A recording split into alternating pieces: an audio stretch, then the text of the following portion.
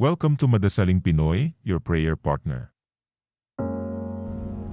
Ngayon ay ika-27 linggo sa karaniwang panahon. Ang mabuting balita ng Panginoon ayon kay San Lucas.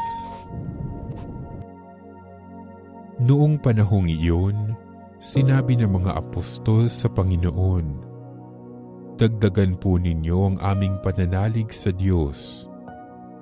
Tumugon ang Panginoon, "Kung maging sinlaki man lamang ng butil ng mustasa ang inyong pananalig sa Diyos, masasabi ninyo sa puno ng sikomorong ito, mabunot ka at matanim sa dagat, at tatalima ito sa inyo.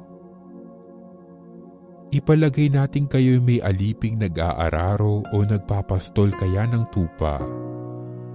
Pagkagaling niya sa bukid, sasabihin ba ninyo sa kanya, 'Halika at nang makakain ka na'? Hindi.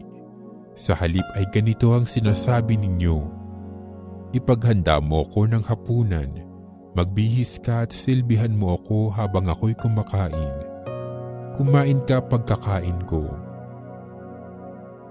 Pinasasalamatan ba ang alipin dahil sa ginawa niya ang inuutos sa kanya? Gayon din naman kayo, kapag nagawa na ninyo ang lahat ng inuutos sa inyo, sabihin ninyo, 'Kami mga aliping walang kabuluhan. Tumupad lamang kami sa aming tungkulin.'" Ang mabuting balita ng Panginoon.